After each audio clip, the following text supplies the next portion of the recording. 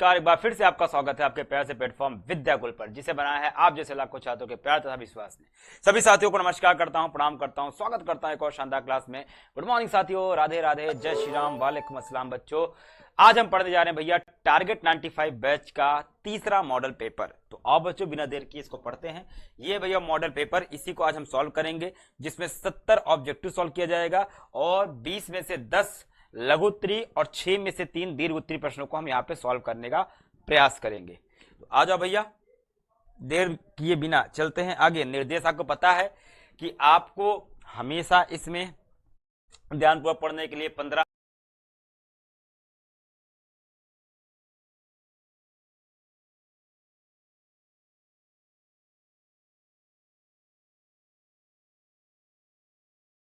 Minute extra दिए जाते हैं। इसके अलावा भैया खंड आ में 70 वास्तविक प्रश्न है, जिसमें से 35 करने हैं, 35 का ही मूल्यांकन होगा। 20 लघु उत्तरी प्रश्न है, जिसमें से 10 आपको करना है। 6 दीर्घ उत्तरी प्रश्न है, जिसमें से 3 आपको करना है।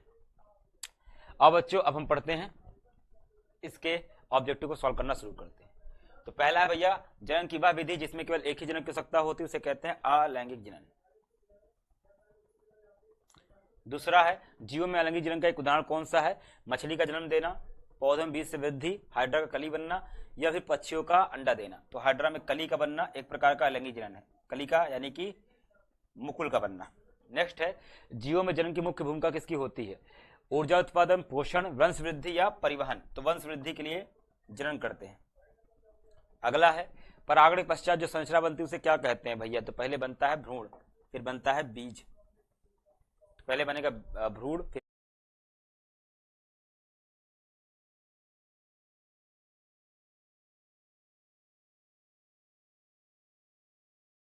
बनेगा बीजाणु, तो पहले ही बन जाता है, ठीक, परागण से पहले ही। तो भैया भ्रूण। जीनोगेमी पौधे किसमें होता है भैया? नर और मादा फूल अलग अलग पौधे पर होता है जीनोगेमी, यानी कि परिनिषेचन। डबल फर्टिलाइजेशन में कौन कौन भाग लेता है? एक पुंकेसर, एक अंडाणु, दो शुक्राणु, दो अंडाणु, एक अंडाणु और दो शुक्राणु, 3 अंडाणु, ठीक है। तो यहाँ पे बड़ा कंफ्यूजिंग चीज है। शुक्राणु मतलब यहाँ पे रख लेते हैं, यहाँ पे एक अंडाणु और 2 शुक्राणु काम करते हैं। यहाँ पे शुक्राणु बोल दिया है किसको? नर जनन नर युग्मक को बोल दिया, इसलिए इसको रखेंगे। एक पुंकेसर और एक अंडाणु भाग नहीं लेता है। एक पुंकेसर मतलब तो पूरा का पूरा क्या हो जाएगा हमारे पास? पुंकेसर भाग नहीं लेता, पुंकेसर के अंदर जो नर युग्मक होते हैं वो भाग लेते हैं। तो भैया इसको रखेंगे सी। अगला भ्रूण पोष का प्लाइडी स्तर क्या होता है? मतलब भ्रूण पोष में कितने गुणसूत्र होते हैं? तो भैया 3n होते हैं।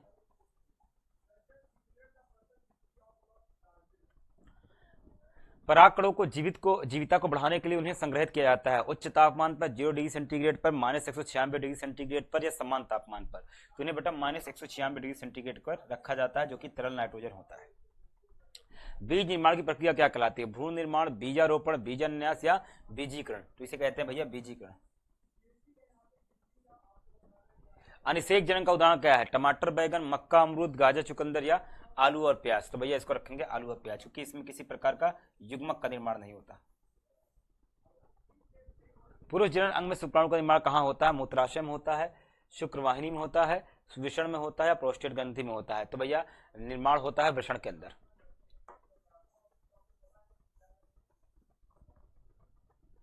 वृषण में शुक्राणु किस भाग बनते हैं? विषावरण, विषनलिकाएं, एपिडिडमिस या वास डिफरेंस। तो भैया बनते हैं विषण नलिकाओं में, यानी कि शुक्रजन नलिका इसे कहेंगे। मानव में अंडोत्सर्जन कब होता है? मासिक धर्म के प्रथम दिन में, मासिक धर्म के 14वें दिन पर, 28वें दिन पर, या किसी भी समय। तो भैया ये 14वें दिन पर बनते हैं। अगला चले, अंडाणु परिपक्वता के लिए कौन सा हार्मोन आवश्यक है भैया? तो इसके लिए आवश्यक होता है एफएसएच। एफएसएच हार्मोन आता है तभी काम होता है। अंडाणु और शुक्राणु के संलयन को क्या कहते हैं? अंडाणु और शुक्राणु के संलयन को हम निषेचन कहते हैं। भ्रूण का आरोपण किस में होता है? तो भ्रूण का आरोपण निषेचन के 7वें दिन पर जाकर के गर्भाशय की भीतरी परत यानी कि इंडोमेट्रियम में हो जाता है। नेक्स्ट है मानव भ्रूण में प्लेसेंटा का आकार क्या होता है? भ्रूण को पोषण देना, ऑक्सीजन निर्माण करना, भ्रूण का निष्कासन करना, या फिर शरीर रक्षा करना। तो भ्रूण को पोषण देने का काम ये करता है। नेक्स्ट, मानव भ्रूण में लिंग निर्धारण किससे होता है भैया? तो ये होता है पुरुष के वायु गुणसूत्र के द्वारा। पुरुष में वीर्य निर्माण में भाग लेने वाली ग्रंथि कौन सी है? एपिडिडमिस, सेमिनल वेसाइकल, टेस्टिस या फिर लार ग्रंथि? तो सेमिनल वेसाइकल। भ्रूण के चारों तरफ पदार्थ से भरी थैली को क्या कहते हैं?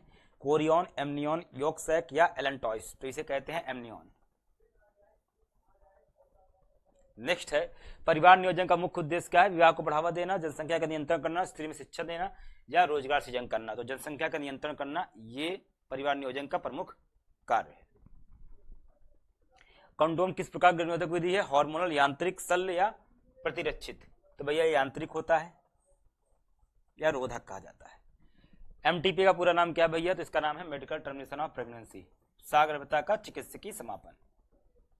नेक्स्ट, असंक्रमित यौन संबंध हेतु कौन सा रोग बाधा नहीं बनता है? Syphilis, AIDS, herpes, cancer? तो कैंसर नहीं भैया, यौन संचित रोग बाकी सब तो है। नेक्स्ट है, मेंडल ने प्रयोग किया मक्का पर, सूरजमुखी पर, मटर के पौधे पर, प्याज पर? तो इन्होंने मटर के पौधे पर अपना प्रयोग किया। नेक्स्ट, पृथक्करण का नियम किसने दिया? तो भैया इन्होंने दिया था, मेंडल भाई साहब ने। विषम युग्मजीय व्यक्ति में केवल प्रधान लक्षण प्रकट होता है, इसे कहते हैं प्रभाविता का नियम। प्रधान मतलब प्रभावी लक्षण। लाल आंख और सफेद आंख वाले मक्खी के प्रयोग संबंधित वैज्ञानिक है भैया, ये मॉर्गन साहब ने किया था।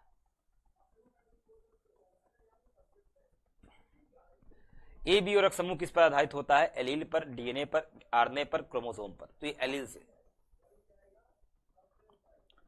डीएनए की द्विगुणी कुंडली की खोज किसने की थी? तो भैया ये की थी वॉटसन तथा क्रिक ने। डीएनए में ए और टी के मध्य कितने बंध होते हैं भैया? तो 2 बंध होते हैं हाइड्रोजन के। एडेनिन और थाइमिन बीच में हाइड्रोजन के 2 बंध होते हैं। एडेनिन थाइमिन पूछा ना? हाँ। आरएनए में कौन सा नाइट्रोजन क्षार नहीं होता है? तो थाइमिन नहीं होता। थाइमिन के स्थान पर यूरेसिल होता है। ट्रांसक्रिप्शन की प्रक्रिया में क्या बनता है? तो डीएनए से क्या बनता है? आरएनए बनता है। जीन की कार्यात्मक इकाई क्या होती है? तो जीन की इकाई होती है ओपेरॉन। बैक्टीरियोफेज वायरस का डीएनए प्रवेश करता है बैक्टीरिया के आरएनए में, बैक्टीरिया की कोशिका में, बैक्टीरिया की झिल्ली में, बैक्टीरिया की कोशिका में करता है।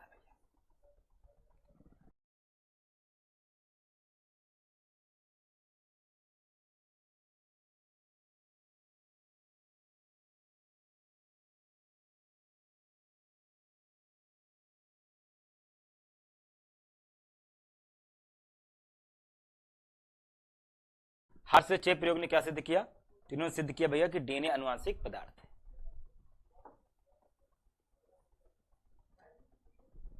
डीएनए प्रतिकृति का सिद्धांत कैसा होता है? अर्ध परिस्थितिक, असमान या पूर्ण नहीं, पूरक? तो ये अर्ध परिस्थिति यानी अर्ध संरक्षी होता है। जैकब का ओपेरॉन मॉडल किस पर आधारित है? डीएनए के संश्लेषण पर, आरएनए की संरचना पर, जीन की अभिव्यक्ति पर या फिर प्रोटीन के संश्लेषण पर? तो जीन की अभिव्यक्ति पर है। जैव विकास का प्रमाण क्या है? जीवाश्म बाबू। आदिम वायुमंडल में जीवन की उत्पत्ति हेतु आवश्यक गैस कौन सी थी? ऑक्सीजन, नाइट्रोजन, CO2 और हाइड्रोजन, अमोनिया, मीथेन और H2O। तो यही सही उत्तर है। HIV का प्रभाव किस कोशिका पर होता है? RBC, T लासिका कोशिका, B लासिका कोशिका या प्लेटलेट्स पर? तो T लासिका कोशिका पर होता है, T लिम्फोसाइट। मलेरिया का कारक क्या होता है? तो मलेरिया कारक होता है प्रोटोजोआ। एलर्जी में कौन सा रसायन स्रावित होता है? तो इसमें इंसुलिन, हिस्टामिन, ग्लूकेगॉन। तो हिस्टामिन होता है। बीसीजी का टीका किसके लिए होता है? तो भैया तपेदिक यानी कि टीबी के लिए। पशु प्रजनन की उन्नत विधि क्या कौन सी होती है? तो संकरण होती है, कृत्रिम गर्भनाथ या पशुचारा? तो होती है भैया कृत्रिम गर्भाधान। एक ही प्रजाति के 2 उन्नत जीवों का संकरण क्या कहलाता है? अंतः प्रजनन कहलाता है। जल संवर्धन किसमें किया जाता है? तो भैया जलचर जीवों में किया जाता है। एंटीबायोटिक पेनिसिलिन का आविष्कार किसने किया था? तो ये किया था भैया अलेक्जेंडर फ्लेमिंग भाई साहब ने। दही बनाने में उपयोगी जीवाणु कौन सा होता है? लैक्टोबैसिलस। बीटी कपास में बीटी का अर्थ क्या होता है? Bacillus thuringiensis। अल्कोहल तैयार करने में किस कॉक का प्रयोग किया जाता है? तो ईस्ट का प्रयोग किया जाता है। एससीपी का पूर्ण रूप क्या होता है? Single cell protein. कहीं पे है? हाँ, B, single cell protein. Biogas में मुख्य कौन सी होती है? तो मीथेन होती है, CH4। अगला है भैया, डीएनए को काटने वाला एंजाइम कौन सा, क्या कहते हैं? तो इसे कहते हैं रिस्ट्रिक्शन एंडोन्यूक्लियस। ठीक है। अगला हमारे पास क्वेश्चन है, जैव प्रौद्योगिकी में प्रयुक्त प्लाज्मिड कैसा होता है? डीएनए का टुकड़ा होता है, वृत्ताकार डीएनए होता है, तो वृत्ताकार डीएनए है बाबू। अगला है, पहला जीन संवर्धित ट्रांसजेनिक पशु कौन सा था? तो एक चूहा था। अगला है, इंसुलिन उत्पाद हेतु प्रयुक्त जीवाणु कौन सा होता है? तो इंसुलिन को बनाते हैं ई कोलाई में। ठीक है, हाँ। जीन थेरेपी का उपयोग कहां पे किया जाता है? कैंसर के उपचार में, HIV के उपचार में, अनुवांशिक के उपचार में, या बुखार के उपचार में? तो अनुवांशिक रोग के उपचार में किया जाता है जीन थेरेपी का उपचार, जैसे ADA की कमी। भारत में जीन संवर्धित फसल के रूप में प्रयोग किया गया पौधा कौन सा है? मक्का, सोयाबीन, कपास या गेहूं? तो सबसे पहले कपास को बनाया गया। किसी क्षेत्र विशेष में जीव की जनसंख्या के आकार को प्रभावित करने वाला प्रमुख कारक कौन सा होता है? आनुवंशिकता, जन्म दर, या भोजन, या रूपांतरण? तो भैया ये करता है जन्म दर। किसी जैविक समुदाय की वह विशेषता जो समय के साथ नहीं बदलती है, वो है लिंग अनुपात। पारिस्थितिकी तंत्र का उत्पादक स्तर क्या कहलाता है? प्राथमिक उपभोक्ता, उत्पादक, द्वितीयक उपभोक्ता, अपघटक। तो ये कहलाता है उत्पादक। ऊर्जा पिरामिड का आकार सदैव कैसा होता है? सीधा होता है, सदैव सीधा होता है। अपघटक का कार्य क्या है? तो अपघटक का कार्य ऊर्जा बनाना, सूर्य की किरणें अवशोषित करना, कार्बन डाइऑक्साइड छोड़ना, मृत जीव का विघटित करना। तो भैया मृत जीव को अपघटित करना ही अपघटक का कार्य होता है। भारत का पहला राष्ट्रीय उद्यान कौन सा है? ये जिम कार्बेट है भैया। अगला, जैव विविधता की अधिकतम मात्रा कहां पाई जाती है? शीत मरुस्थल में, पर्वतीय क्षेत्र में, उष्णकटिबंधीय वर्षावन में। तो उष्णकटिबंधीय वर्षावन में। ओजोन परत का क्षय किस वजह से होता है? क्लोरोफ्लोरोकार्बन की वजह से। 68वां है भाई, वनों की कटाई से उत्पन्न समस्या को क्या कहते हैं? अपघटन, वनों का विनाश, रासायनिक प्रदूषण। तो भैया वनों का विनाश ही तो कहेंगे, वनोन्मूलन। प्रदूषण का जैविक अर्धन किससे संबंधित है? भारी धातु से, जैव अपघटन पदार्थ से, विषैले पदार्थों के संचय से, या जैविक ऊर्जा से? तो विषैले पदार्थों के संचय से। 70वां क्वेश्चन है, वायु प्रदूषण को किसे नापा जाता है? तो इसे AQI मापा जाता है, एयर क्वालिटी इंडेक्स कहते हैं। तो ये थे भैया 70 ऑब्जेक्टिव क्वेश्चन, जो कि आपकी परीक्षा के दृष्टिकोण से बहुत महत्वपूर्ण है। अब आते हैं भैया लघु त्रि प्रश्न पे। मैं आपको 10 लघु त्रि क्वेश्चन यहाँ पे सॉल्व करके दिखाता हूं। पहला क्वेश्चन है, प्रजनन की क्या परिभाषा है? तो तरीका याद रखिएगा, वही है। पहले आप लिखेंगे प्रश्नोत्तर संख्या,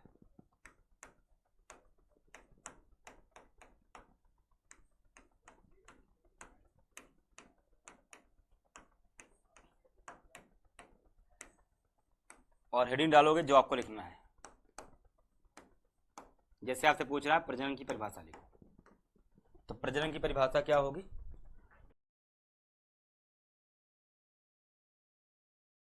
प्रजनन की परिभाषा क्या होगी? पृथ्वी पर उपस्थित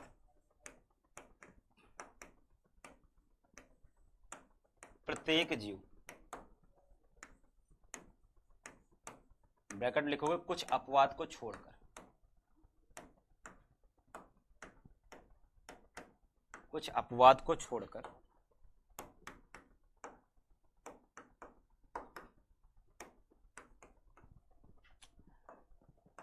अपना जीवन काल पूर्ण करने से पहले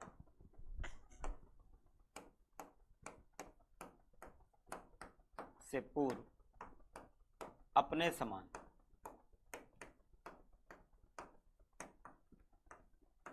एक नए जीव की उत्पत्ति करता है।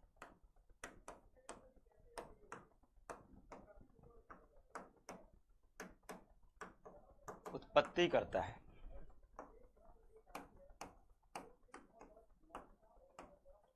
यह प्रक्रिया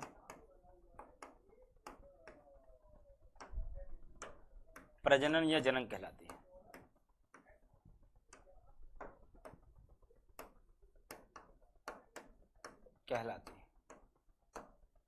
ठीक, प्रजनन किसी जीव की प्रजाति का अस्तित्व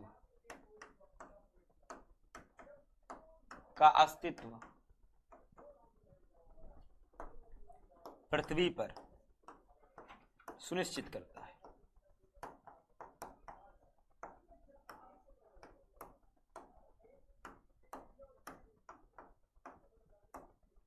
ठीक, इसे भैया प्रजनन कहते हैं। चार देखो बेटा, प्रजनन दो प्रकार का होता है।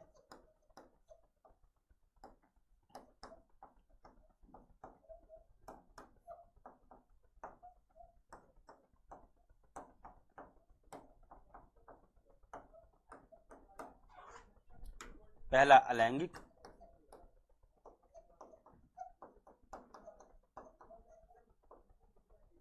दूसरा लैंगिक। हो गया। दूसरा क्वेश्चन है भैया, पुरुष पुष्प के मुख्य अंगों के नाम बताइए।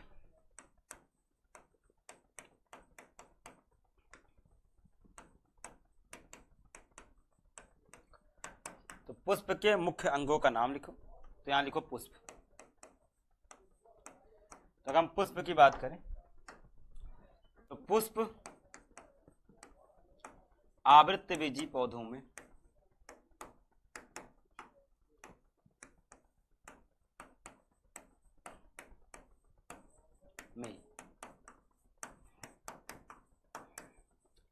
लैंगिक जनन का स्तर होता है। लैंगिक जनन का स्तर होता है का स्थल होता है, मतलब यही वो जगह है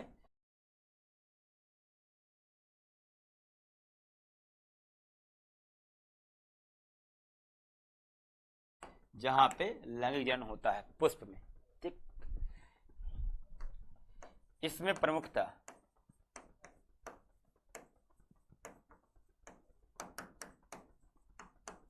चार चक्र होते हैं।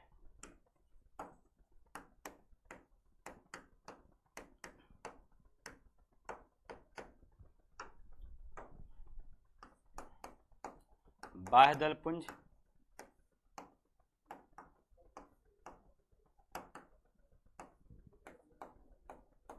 दलपुंज,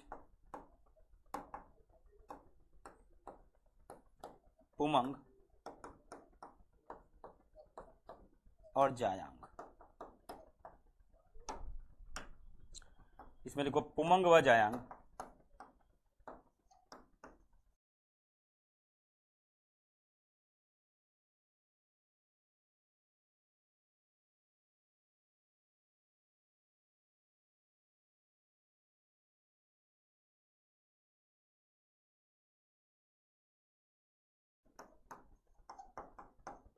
में नर तथा मादा युग्मक का निर्माण होता है। नर तथा मादा युग्मक का निर्माण होता है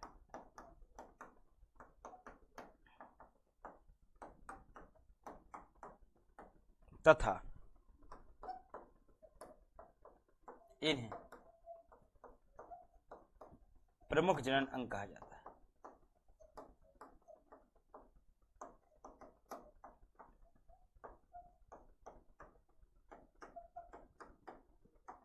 बस हो गया। प्रजनन स्वास्थ्य के लिए कुछ महत्वपूर्ण उपाय बताएं।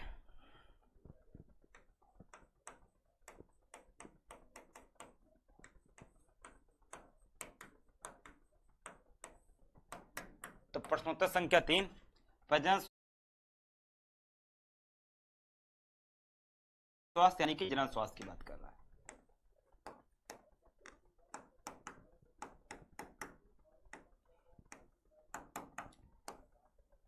इसमें लिखो WHO के अनुसार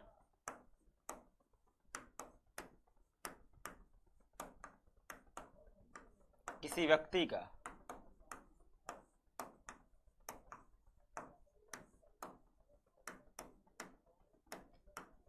जनन के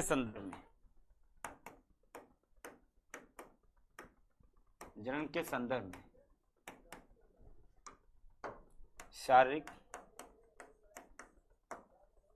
मानसिक व सामाजिक तीनों रूप से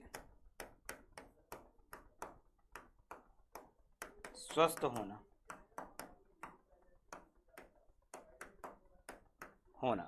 जनन स्वास्थ्य कहलाता है।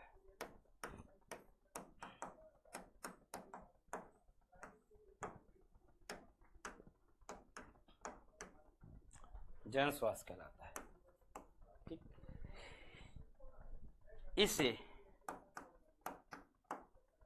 बनाए रखने हेतु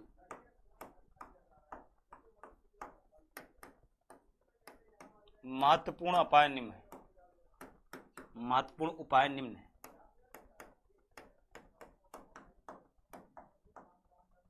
ठीक, तो इसी प्रकार से बबुआ लिखेंगे आप लोग भी, इसी तरह से आप भी लिखेंगे, थोड़ी सी भूमिका बनाते हुए लिखेंगे तो आपको पूरे अंक मिल जाएंगे। अब इसको पॉइंट वाइज करके लिख लेते हैं भैया। पहला,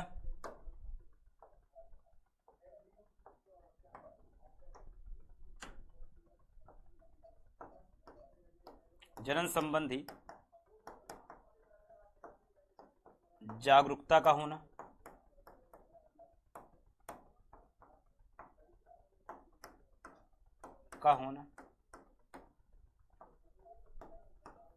जनन अंगों का स्वस्थ होना। ठीक, जनन अंगों का स्वस्थ होना, जनन संबंधी शिक्षाओं का को पाठ्यक्रम में शामिल करना,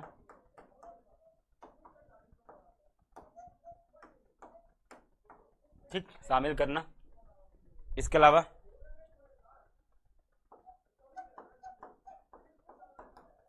जनन स्वास्थ्य संबंधी कार्यक्रम आयोजित करना।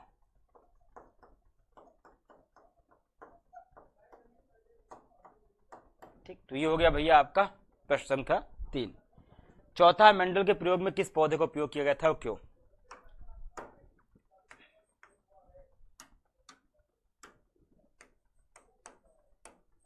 तो प्रश्नोत्तर संख्या 4, तो मेंडल के प्रयोग में किस पौधे का प्रयोग किया गया था?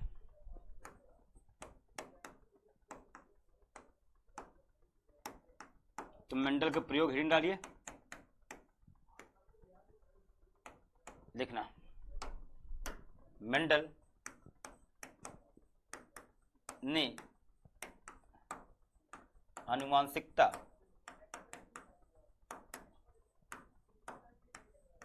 के नियम को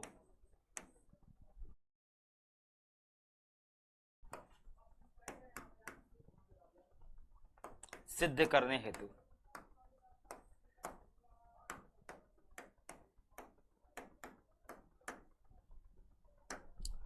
उद्यान मटर पाइसम सटाइवम का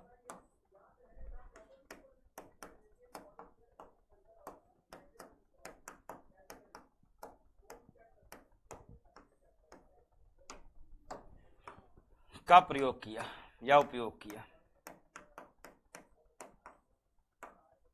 इसका उपयोग किया। ठीक,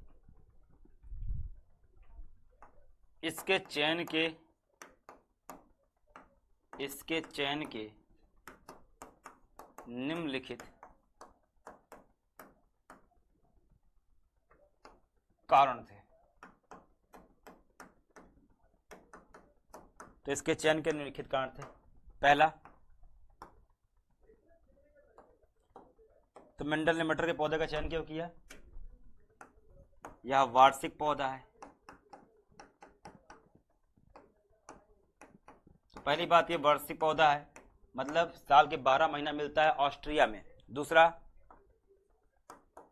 इससे कम रख रखाव की आवश्यकता होती है, लो मेंटेनेंस है की आवश्यकता है।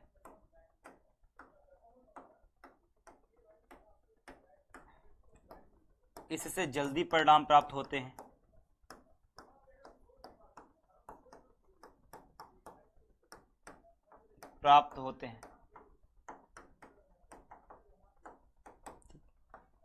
यह द्विलिंगी पुष्प है।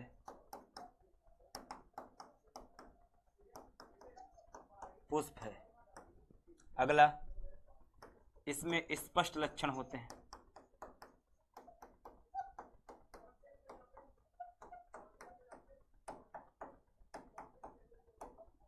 ठीक, इसमें पुष्प बंद होता है यानी स्वपरागण होगा। तो ये सब कारण थे कि मेंडल ने इस मटर के पौधे का चयन किया। अगला है गुणसूत्र और जीन में क्या अंतर है। प्रश्नोत्तर संख्या 5।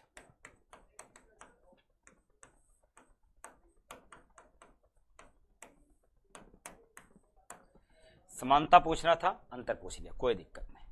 क्या लिखो? गुणसूत्र व जीन में अंतर।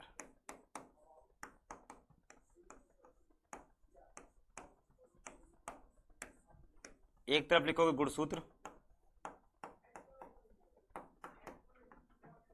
और एक तरफ लिखोगे जीन।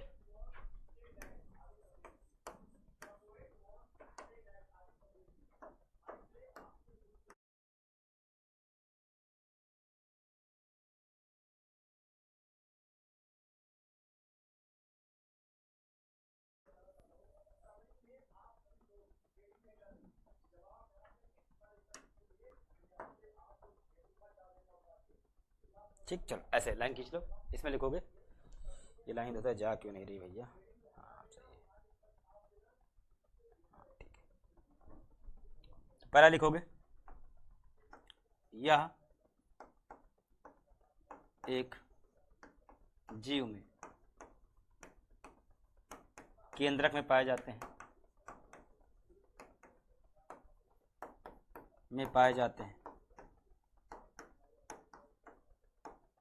और यह गुणसूत्रों में पाए जाते हैं।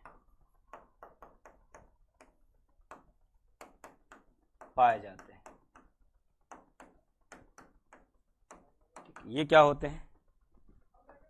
यह जीन को धारण करते हैं, इनके ऊपर जीन पाए जाते हैं, यह जीन को धारण करते हैं।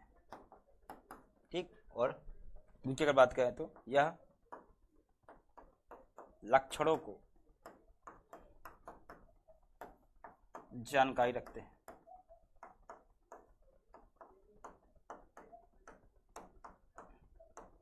ये लक्षणों की जानकारी रखते हैं। अगर इनकी बात की जाए गुणसूत्र की, इनमें गुणसूत्रीय उत्परिवर्तन होता है।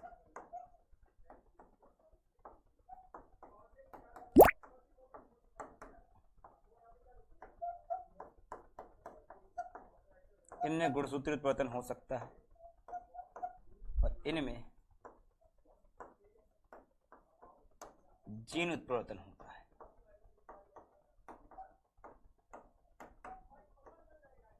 तो ये है भैया, तीन अंतर लिख दिया, हो गया। अंतर पूछा है भैया, समानता नहीं, समानता लिख सकते हो, पर यहां अंतर पूछा है। डीएनए की संरचना के बारे में संक्षेप में बताएं।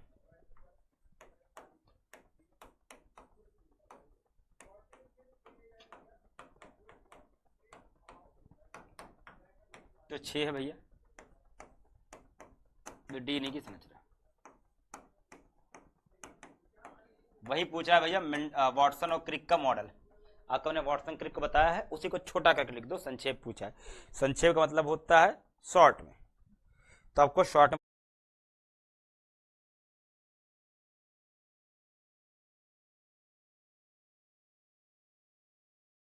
बता देना है क्या होता है, ठीक है। चलो देख लें। तो वाटसन तथा क्रिक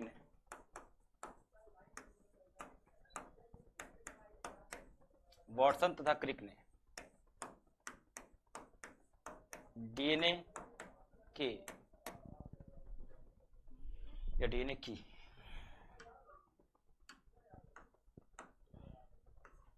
संरचना का मॉडल प्रस्तुत किया,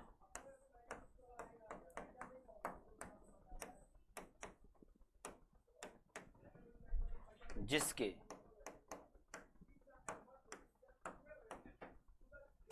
प्रमुख बिंदु निम्न है।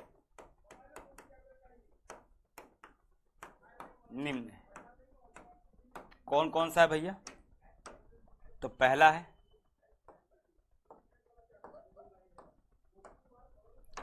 है डीएनए द्विसूत्री कुंडलित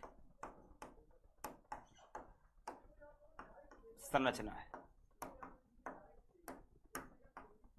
पहली चीज। दूसरा,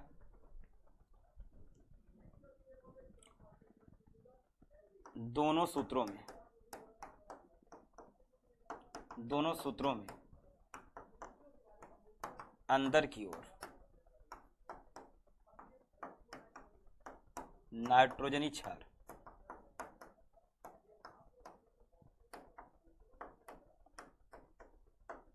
लगे होते हैं, ठीक। आमने सामने के नाइट्रोजनी क्षार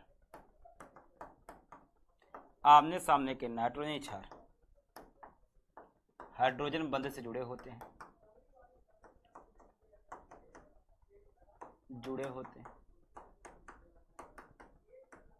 ठीक। आमने सामने के नाइट्रोजन क्षार हाइड्रोजन बंध जुड़े होते हैं। अगला, डीएनए के एक घुमाव में या एक चक्र में 10 न्यूक्लियोटाइड होते हैं तथा इसकी लंबाई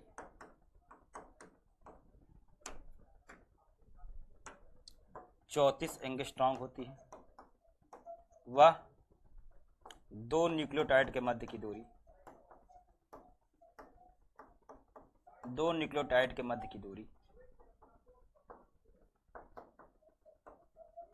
मध्य की दूरी 3.4 एंगस्ट्रॉम होती है। तो ये हो गया भैया क्या? अगला, डीएनए का व्यास 20 एंगस्ट्रॉम